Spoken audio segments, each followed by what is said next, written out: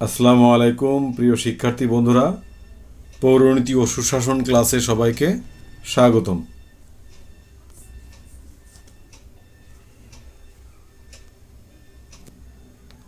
আমি বিএম ইউসুফ আলী, প্রভাষক রাষ্ট্রবিজ্ঞান, Kamalapur school and college, Sabujbagh, Dhaka.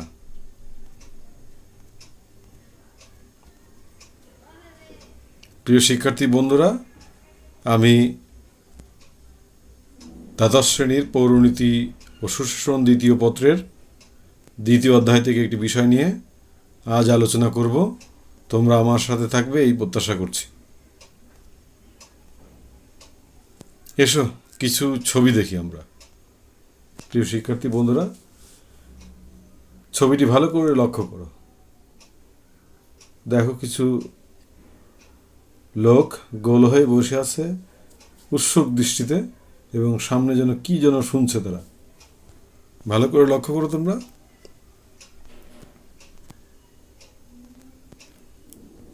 প্রিয় শিক্ষার্থী বন্ধুরা, দেখো তো এই ছবিটি তোমরা চিনতে পারো কিনা।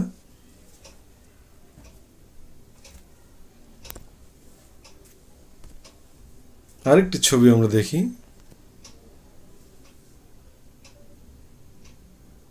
প্রিয় শিক্ষার্থী বন্ধুরা, চট্টগ্রাম স্বাধীন বাংলা বেতার কেন্দ্র, পাশে হচ্ছে মোহাম্মদ আব্দুল হান্নান।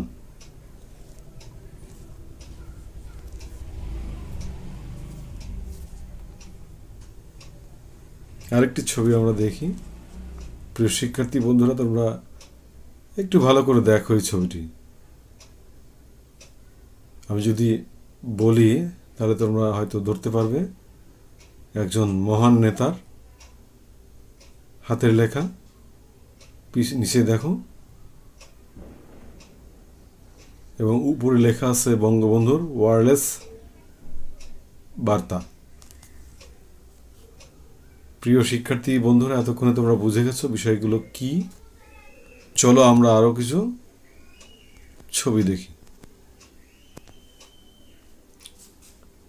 প্রিয় শিক্ষার্থী বন্ধুরা, একটি ছবিতে দেখো আম গাছের ছবি দেখছি। আম্রকানন ঐতিহাসিক একটি স্থান।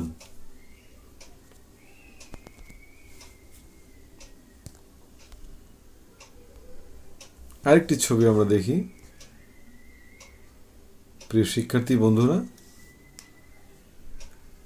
একটি স্মৃতিসৌধ দেখছো।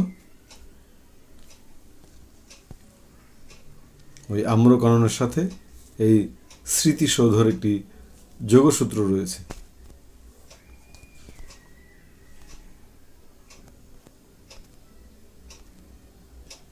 আরেকটি ছবি দেখো,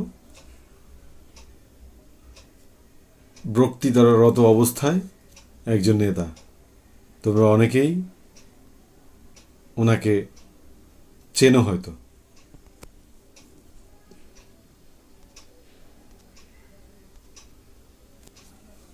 আরেকটি ছবি আমরা দেখি।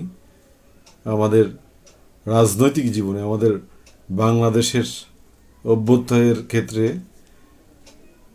যেসব ব্যক্তিগণ ভূমিকা পালন করেছে তাদের ছবি আমরা দেখছি। তোমরা ভালো করে দেখো এক এক করে।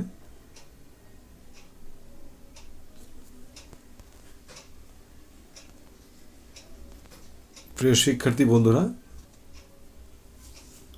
এই ছবিটির দিকে লক্ষ্য করো।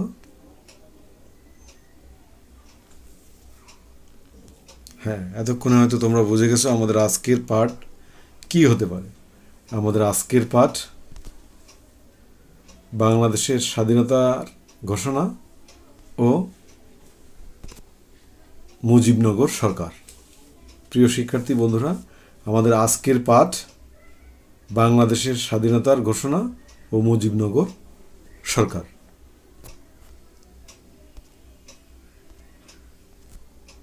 শিকন ফল। এই পাঠ শেষে শিক্ষার্থী বন্ধুরা তোমরা বাংলাদেশের স্বাধীনতার ঘোষণা বর্ণনা করতে পারবে। 2, মুজিবনগর সরকারের ভূমিকা বিশ্লেষণ করতে পারবে।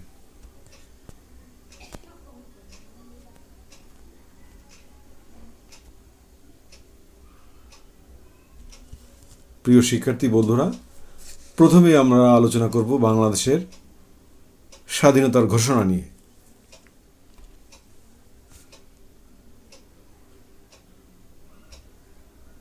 ইহাই হয়তো আমার শেষ বার্তা। আজ হইতে বাংলাদেশ স্বাধীন। আমি বাংলাদেশের জনগণকে আহ্বান জানাইতেছি যে যে যেখানে আছো, যাহার যা কিছু আছে তাই নিয়ে রুখে দাঁড়াও। সর্বশক্তি দিয়ে হানাদার বাহিনীকে প্রতিরোধ করো। পাকিস্তানি দখলদার বাহিনীর শেষ সৈন্যটিকে বাংলার মাটি হইতে বিতাড়িত না করা পর্যন্ত এবং চূড়ান্ত বিজয় অর্জন না করা পর্যন্ত লড়াই চালিয়ে যাও। বঙ্গবন্ধু শেখ মুজিবুর রহমান 1971 সালের 26শে মার্চ এই বার্তাটি দিয়েছিলেন।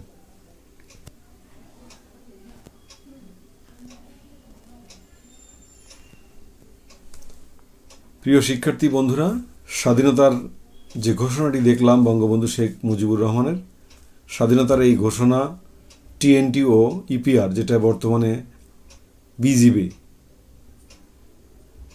এর ওয়্যারলেস যোগে চট্টগ্রামের আওয়ামী লীগ নেতা জহুর আহমেদ চৌধুরীর কাছে তিনি পৌঁছে দেন।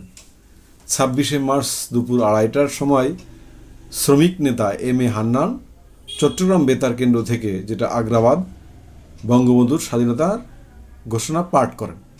এরপর 27শে মার্চ সন্ধ্যাবেলা কালুরঘাট বেতার কেন্দ্র থেকে বঙ্গবন্ধুর পক্ষ থেকে মেজর জিয়াউর রহমান স্বাধীনতার এই ঘোষণা পাঠ করেন। বঙ্গবন্ধুর স্বাধীনতার এই ঘোষণা প্রচারিত হওয়ার পরপরই আপামর জনগণ মুক্তিযুদ্ধে ঝাঁপিয়ে পড়ে। প্রিয় শিক্ষার্থী বন্ধুরা, বঙ্গবন্ধু স্বাধীনতা ঘোষণা দেওয়ার পরপরই গ্রেপ্তার হন এবং তাকে গ্রেপ্তার করে পাকিস্তানে নিয়ে যাওয়া হয়। মুজিবনগর সরকার। এখন আমরা মুজিবনগর সরকার সম্পর্কে আলোচনা করব। প্রিয় শিক্ষার্থী বন্ধুরা, মুজিবনগর সরকারের আরেকটি নাম হচ্ছে অস্থায়ী সরকার হিসেবে আমরা জানি। প্রিয় শিক্ষার্থী বন্ধুরা, এর আগেই কিন্তু আমরা 1970 সালের নির্বাচন এবং এর ফলাফল সম্পর্কে আলোচনা করেছিলাম। আমরা জানি যে 1970 সালের নির্বাচনে জাতীয় প্রাদেশিক পরিষদের অধিকাংশ নির্বাচিত সদস্যের উদ্যোগে 1971 সালের 10ই এপ্রিল মুজিবনগর সরকার গঠিত হয়। এই সরকার গঠনের মূল উদ্দেশ্য ছিল সুষ্ঠুভাবে বাংলাদেশের মুক্তিযুদ্ধ পরিচালনা করা।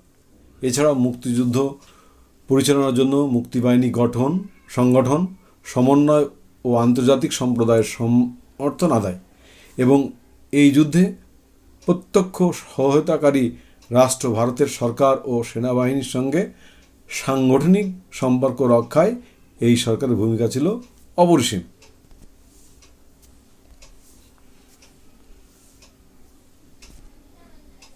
প্রিয় শিক্ষার্থী বন্ধুরা,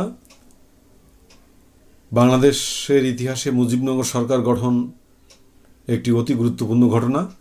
এই সরকার প্রবাসী সরকার অথবা অস্থায়ী সরকার নামেও পরিচিত। 1971 সালে 10ই এপ্রিল মুজিবনগর সরকার গঠিত হলেও এ সরকার শপথ গ্রহণ করে 1971 সালে 17ই এপ্রিল।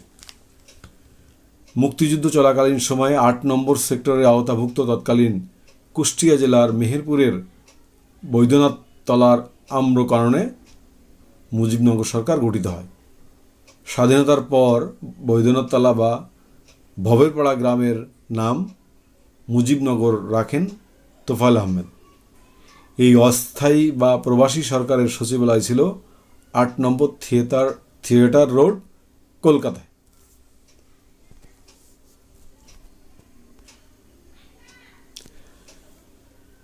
প্রবাসী সরকার বা অস্থায়ী সরকারের দায়িত্বপ্রাপ্ত মন্ত্রণালয়ে দায়িত্বপ্রাপ্ত ব্যক্তি রাষ্ট্রপতি বঙ্গবন্ধু শেখ মুজিবুর রহমান।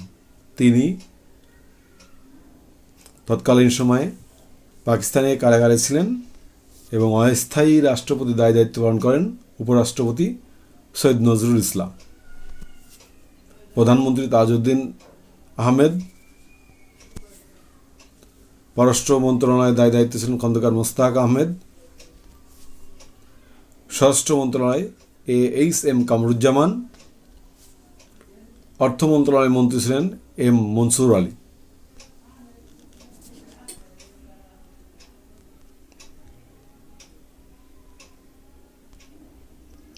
প্রিয় শিক্ষার্থী বন্ধুরা, এখন আমরা মুক্তিযুদ্ধে মুজিবনগর সরকারের ভূমিকা নিয়ে আলোচনা করব। মুক্তিযুদ্ধে নেতৃত্ব দান। প্রিয় শিক্ষার্থী বন্ধুরা, মুজিবনগর সরকার বাংলাদেশের মুক্তিযুদ্ধে রাজনৈতিক নেতৃত্ব প্রদান করে। এই সরকার মুক্তি বাহিনীকে সুশৃঙ্খলভাবে পরিচালনার জন্য তাদেরকে একটি সাংগঠনিক কাঠামোতে নিয়ে আসেন। তারপর এই বাহিনীকে পদসোপান ভিত্তিক নেতৃত্বে সুনির্দিষ্ট করে দেন। এই সরকার মুক্তিযুদ্ধে সারা দেশকে 11টি সেক্টরে বিভক্ত করে যুদ্ধ সুষ্ঠুভাবে ও সুশৃঙ্খলভাবে পরিচালনা করতে কার্যকর উদ্যোগ গ্রহণ করে। প্রিয় শিক্ষার্থী বন্ধুরা, তবে মুক্তিযুদ্ধকে সুন্দরভাবে পরিচালনা করার জন্য 11টি সেক্টরে ভাগ করে তৎকালীন অস্থায়ী সরকার বা প্রবাসী সরকার বা মুজিবনগর সরকার। এই 11টি সেক্টরের কথা আমাদের একটু মনে রাখতে হবে।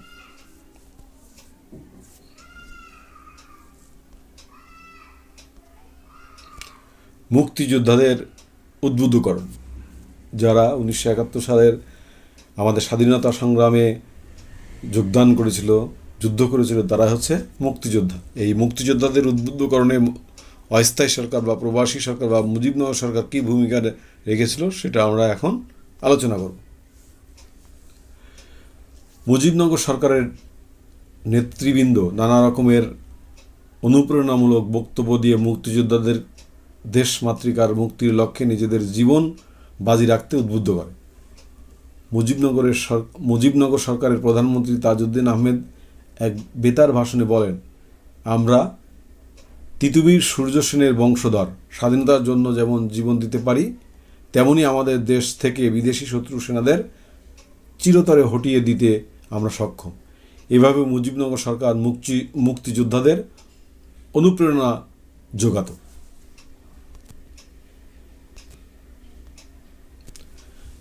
বেসামরিক প্রশাসন পরিচালনায় অস্থায়ী সরকারের ভূমিকা।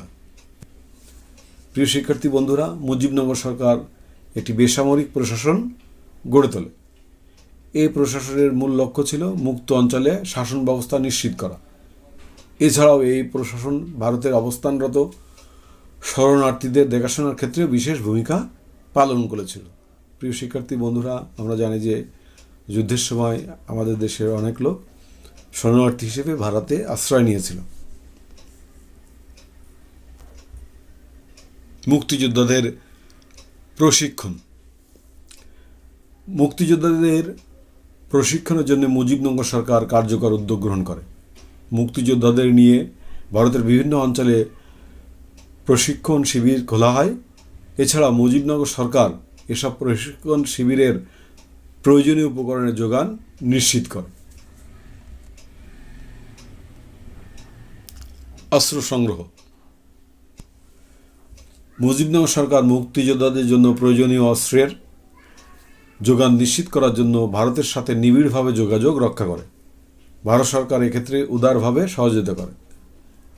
1971 সালে 8 এপ্রিল মুজিবনগর সরকারের প্রধানমন্ত্রী তাজউদ্দিন আহমেদ প্রতিবেশী রাষ্ট্রসমূহের নিকট অস্ত্র সাহায্য চেয়ে আবেদন করেন। জনগণের সাথে যোগাযোগ রক্ষা। মুজিবনগর সরকার সবসময় বাংলাদেশের জনগণের সাথে যোগাযোগ রক্ষা করে চলত। মুক্তিযুদ্ধ চলাকালীন সময়ে জনগণের করণীয় সম্পর্কে সরকার নির্দেশনা দিত। এছাড়াও অস্থায়ী রাষ্ট্রপতি ও প্রধানমন্ত্রীর বেতার ভাষণে এর মাধ্যমে দেশবাসীকে উজ্জীবিত রাখতেন। প্রিয় শিক্ষার্থী বন্ধুরা, বৈদেশিক সম্পর্ক। বাংলাদেশের সাথে বৈদেশিক সম্পর্ক রক্ষার উদ্দেশ্যে অস্থায়ী রাষ্ট্রপতি সৈয়দ নজরুল ইসলাম ভারতসহ বিশ্বের বিভিন্ন দেশের সরকারের নিকট চিঠি লিখে বাংলাদেশের পরিস্থিতি তুলে ধরেন এবং বাংলাদেশের পক্ষে সমর্থন কামনা করেন। মুজিবনগর সরকার বিচারপতি আবু সাইদ চৌধুরীকে বহির্বিশ্ব ও জাতিসংঘে বাংলাদেশের কূটনৈতিক মিশনের বিশেষ প্রতিনিধি নিয়োগ করেন। বিশ্ব জনমত গঠন। মুক্তিযুদ্ধের সপক্ষে বিশ্ব জনমত গঠন করতে মুজিবনগর সরকার কার্যকরী উদ্যোগ গ্রহণ করে। এই সরকার পাক হানাদার বাহিনীর বর্বর গণহত্যা, নির্যাতন ও মুক্তিযুদ্ধের লক্ষ্য বিশ্ববাসীর নিকট তুলে ধরে। এই সরকারের প্রচেষ্টার কারণে বিশ্ব বিবেক মুক্তিযুদ্ধের সপক্ষে জনমত গড়ে তোলে। আন্তর্জাতিক সমর্থন। প্রিয় শিক্ষার্থী বন্ধুরা, বাংলাদেশের পক্ষে আন্তর্জাতিক সমর্থন লাভে মুজিবনগর সরকার নানামুখী উদ্যোগ গ্রহণ করে। এই লক্ষ্য বাস্তবায়নের জন্য মুজিবনগর সরকার ভারতের উদাত্ত সমর্থন পায়। ভারত, সোভিয়েত ইউনিয়ন সহ বিশ্বের মুক্তিকামী রাষ্ট্রসমূহের সমর্থন লাভ করে বাংলাদেশ। প্রিয় শিক্ষার্থী বন্ধুরা, পূর্বে আলোচনার উপর ভিত্তি করে আমরা বলতে পারি যে বাংলাদেশের মুক্তিযুদ্ধে মুজিবনগর সরকারের ভূমিকা ছিল অনন্য।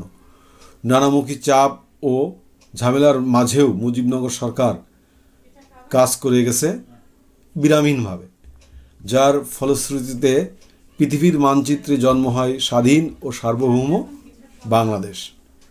প্রিয় শিক্ষার্থী বন্ধুরা, আমি কয়েকটি প্রশ্ন তোমাদের কাছে জানতে চাই। নিশ্চয় এই প্রশ্নগুলোর উত্তর তোমরা বলতে পারবে, এই আমার বিশ্বাস রয়েছে তোমাদের উপর।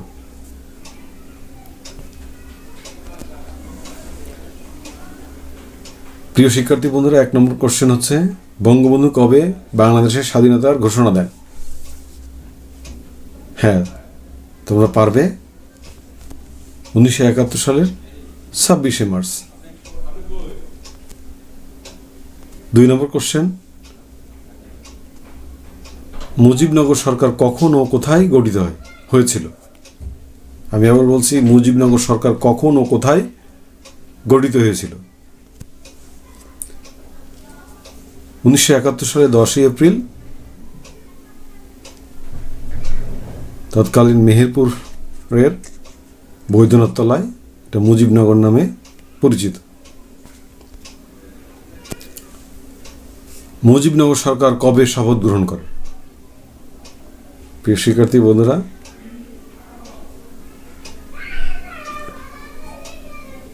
10ই এপ্রিল 1971 সালে গঠন করা হয়, আর শপথ গ্রহণ হয়েছিল 1971 সালের 17 এপ্রিল। প্রিয় শিক্ষার্থী বন্ধুরা, এই দুটি প্রশ্নের উত্তর তোমরা ভালো করে শিখে রাখবে। তাহলে মুজিবনগর সরকার শপথ গ্রহণ করেছিল 1971 সালের 17 এপ্রিল, আর গঠন হয়েছিল 1971 সালের 10ই এপ্রিল। 3 নম্বর কোশ্চেন, মুজিবনগর সরকারের প্রধানমন্ত্রী কে ছিলেন? মুজিবনগর সরকারের প্রধানমন্ত্রী ছিলেন তাজউদ্দিন আহমেদ। প্রিয় শিক্ষার্থী বন্ধুরা, আমরা একেবারে ক্লাসের শেষ পর্যায়ে চলে এসেছি। তোমরা খাতা কলম বের করো এবং বাড়ির কাজ লেখার জন্য প্রস্তুত হও। বাড়ির কাজ লেখো। প্রিয় শিক্ষার্থী বন্ধুরা, বাড়ির কাজটি লেখো তোমরা। স্বাধীন বাংলাদেশের অভ্যুদয়ে মুজিবনগর সরকারের ভূমিকা বিশ্লেষণ করো। তোমরা এই প্রশ্নের উত্তর আগের মতোই লিখে মেসেঞ্জারে পাঠিয়ে দেবে। আমি মূল্যায়ন করে তোমাদেরকে আবারও তোমাদের মেসেঞ্জারে পাঠিয়ে দেব। প্রিয় শিক্ষার্থী বন্ধুরা, তোমরা দীর্ঘক্ষণ ধরে আমার সাথে ছিলে এবং সুন্দরভাবে ক্লাস করেছ, এই জন্য তোমাদেরকে অসংখ্য ধন্যবাদ। তো আজকের মতন ক্লাস এখানে শেষ করছি। আল্লাহ হাফেজ।